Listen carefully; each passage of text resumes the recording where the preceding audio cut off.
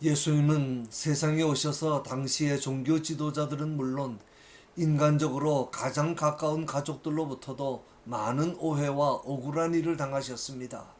그러나 예수님은 끝까지 인내하시며 욕을 받으시되 맞서 욕하지 아니하시고 고난을 받으시되 위협하지 아니하시고 오직 공의로 심판하시는 자에게 부탁하셨다고 말씀합니다. 예수님의 성품 중에 우리가 꼭 본받아야 할 대표적인 성품은 온유함입니다. 세상에서 당하는 모든 오해와 억울함을 극복할 수 있는 참된 힘은 오직 온유함으로부터 오기 때문입니다. 그런데 온유를 잘못 생각하면 안 됩니다. 온유는 온순이나 우유부단이 아닙니다. 온유라고 하는 것은 강하기 때문에 부드러워지는 것입니다. 할 말이 없거나 힘이 없어서 비겁해진 것이 아닙니다. 할 수 없이 낮아지고 굽히고 참는 것이 아닙니다. 무엇이 무서워서도 아니고 살아남기 위한 수단도 아닙니다. 충분히 힘을 쓸 수 있고 권위를 행사할 수 있습니다. 그러나 강하고 자신이 있기 때문에 여유가 생기고 부드러워지는 것, 그것을 온유라고 하는 것입니다. 그런 성품을 가진 대표적인 사람이 바로 모세입니다. 이 사람 모세는 온유함이 지면의 모든 사람보다 더하더라. 예전 성경에는 승하더라 이렇게 번역했습니다. 하나님은 모세가 온 천하에서 가장 온유한 사람이라고 인정하신 것입니다. 광야 생활을 하던 중에 모세가 부인 시보라와 사별한 후에 구스 여자를 아내로 취합니다. 구스는 지금의 에디오피아로 피부가 검은 이방 족속입니다. 그들은 이스라엘 공동체 안에 들어와 있는 잡족들 중 하나였습니다. 이 일로 인하여 형 아론과 누이 미리암이 비방을 한 것입니다. 그러나 이것은 모세의 결혼에 하자가 있어서라기보다는 그것은 단지 빌미에 불과했고, 비방의 근본적인 이유는 자신들에 비해 월등한 모세의 지위와 탁월한 권위에 대한 시기심 때문이었습니다. 그들이 이르되 여호와께서 모세와만 말씀하셨느냐 우리와도 말씀하지 아니하셨느냐 하매 여호와께서 이 말을 들으셨더라 그랬습니다. 사실 아론은 모세의 대변자로 일하는 사람이고 미리암도 모세보다 나이가 15살이나 많은 선지자입니다. 또한 그녀는 모세가 생후 3개월 만에 나일강에 버려졌을 때 그의 어머니 품에서 성장할 수 있게 하는데 결정적인 역할을 한 사람입니다. 그러나 하나님은 모세의 편을 들어주십니다. 모세는 아론과 미리암으로부터 비방을 받을 때 맞서 대항하지 않고 잘 참았을 뿐인데, 하나님께서는 너는 참 온유하다고 하시며 모세의 편을 들어주시고 주동자인 미리암을 문둥병으로 치십니다. 미리암은 문둥병에 걸려 일주일 동안 이스라엘 진영 밖에 격리됩니다. 생각해 보십시오. 이 한 사람의 잘못으로 인하여 이스라엘 공동체 전체가 일주일 동안 행진이 중단됩니다. 이 얼마나 하나님의 계획에 차질을 주는 일입니까? 시내산을 떠나 가나안으로 가야 합니다. 이것이 구속사인데, 개인적으로 말하면 개인 신앙이 멈추었다는 뜻이고 교회 공동체적으로도 교회 성장이 멈추었다는 뜻입니다. 자기 혼자만 손해보는 것이 아니라 공동체 전체에 폐를 끼치고 손해를 입히는 일이 된 것입니다. 하나님은 모세의 온유함을 크게 보셨습니다. 모세는 비방을 받을 때 변명하거나 맞대응하지 않았습니다. 미리암과 아론이 모세를 비방하는 말을 하나님께서 들으셨다고 했습니다. 여기에서 들으셨다는 말은 주의 깊게 들으셨다는 뜻입니다.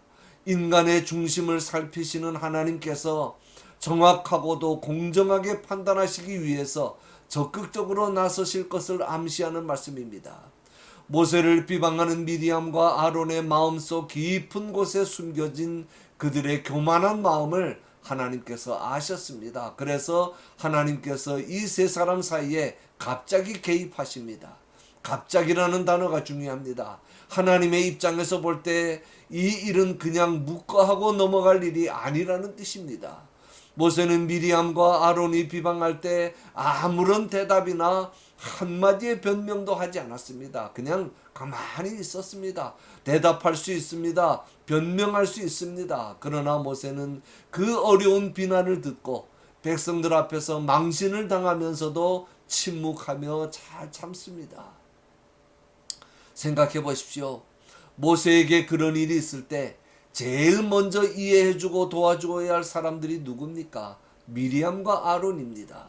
형제들이 이해해주지 않으면 누가 이해해줍니까? 혹시라도 다른 사람들이 비방하더라도 미리암과 아론이 나서서 막아줘야 합니다. 그런데 그런 사람들이 오히려 앞장서서 비방을 하니 모세가 얼마나 마음이 아프고 힘들고 또 화가 났겠습니까? 그러나 모세는 가만히 있습니다. 모세가 할 말이 없어서 가만히 있는 것이 아닙니다. 아론과 미리암이 어떤 사람들입니까? 모세가 40일 동안 시내산에서 하나님을 만나고 있을 때 아론과 미리암이 무슨 일을 했습니까? 백성들의 금부치를 모아서 금송아지 우상을 만들어 놓고 섬긴 주동자들입니다. 그 사건이 바로 얼마 전에 있었습니다. 모세가 그들의 비난을 받을 때 그들을 향해서 당신들은 당신들이 한 일을 잊었습니까? 어떻게 당신들이 나에게 이럴 수 있습니까? 하며 충분히 맞대응할 수 있었지만 모세는 그렇게 하지 않았습니다. 그러한 모세를 보시고 하나님은 지상 최고의 온유한 자라고 인정해 주신 것입니다. 모세가 그 어려운 상황에서 잘 참고 견딘 것은 모든 말을 하나님이 다 들으시고 판단하신다는 것을 믿었기 때문입니다. 이런 믿음이 있는 사람은 아무리 엉뚱한 오해를 받고 억울한 일을 당해도 맞대응하지 않습니다. 잊지 마십시오. 온유라는 것은 사나운 물음에 대하여 부드럽게 대답하는 것입니다. 부드러운 물음에 부드럽게 대답하는 것은 온유가 아닙니다. 과격한 사람 앞에서 부드러워질 수 있는 것, 교만한 사람과 맞대응하지 않는 것, 그것을 온유라고 하는 것입니다. 그리고 모세는 자신을 비방하는 자를 위하여 기도합니다. 모세가 여호와께 부르짖어 이르되 하나님이여 원하건대 그를 고쳐주옵소서. 모세가 자신을 비방하다가 문둥병이 든 미리암을 위해서 기도하는 내용입니다. 부르짖었다는 말은 그냥 소리쳤다는 말이 아니고 울면서 울부짖었다는 뜻입니다. 영어 성경에는 cried out이라고 번역했습니다. 원하건대 그를 고쳐주옵소서. 우리말 성경에 원문에 있는 중요한 단어가 하나 빠졌습니다. 지금이라는 단어입니다. 지금 고쳐주옵소서. 그리고 우리말 성경에는 원하건대라는 말이 한 번만 나옵니다만 원문에는 2번 나옵니다. 원하건대 지금 그를 고쳐주옵소서. 제발 좀 고쳐주십시오. 제가 이렇게 사정합니다. 라는 뜻입니다.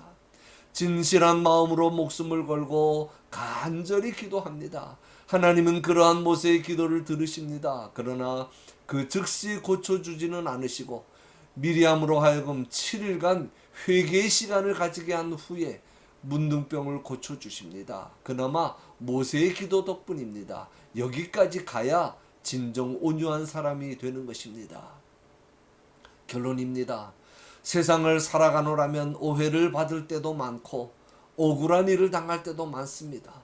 억울한 중상모략을 당할 때도 많습니다. 그럴 때 우리가 어떻게 해야 되겠습니까? 온갖 비방과 오해와 멸시와 억울함을 당하셨던 예수님을 생각해야 합니다. 그리고 예수님처럼 모세처럼 잘 참아야 합니다. 나를 비방하고 공격하는 자들에 대하여 같이 비방하거나 맞받아칠 필요가 없습니다. 쫓아다니면서 변명할 필요도 없습니다. 하나님이 다 들으시고 다 아십니다. 인생 별거 아닙니다. 인생 길지 않습니다. 누가 뭐라고 하든 나는 그저 하나님의 말씀 믿고 온유하고 겸손하신 주님과 함께 주님께서 나에게 주신 길을 가는 것입니다. 시편 37편 11절에 온유한 자들은 땅을 차지하며 풍성한 화평으로 즐거워하리로다. 산상수훈 중에도 온유한 자는 복이 있나니 그들이 땅을 기업으로 받을 것이며 라고 말씀했습니다. 그리고 성령의 9가지 열매 중에도 온유가 있습니다. 성경에 기록된 온유한 자에게 주시는 축복에는 공통점이 있습니다. 땅을 차지하며 그 땅에서 넘치는 평화를 누린다는 것입니다. 땅을 차지한다는 말은 그 당시 개념으로 해석하면 왕권을 주신다는 뜻입니다. 다시 말하면 하나님으로부터 오는 영원한 권위와 권세를 주신다는 것입니다. 그러므로 참된 힘이나 권위나 권세는 온유함으로부터 오는 것입니다. 우리 모두 온유한 자에게만 주시는 진정한 권세와 능력과 힘을 가지고 주님과 동행하는 삶을 살다가 온유한 자에게 약속하신 은혜와 복을 이 땅에서뿐 아니라 천국에서 영원히 받아 누리시는 저와 여러분이 되시기를 간절히 소원합니다.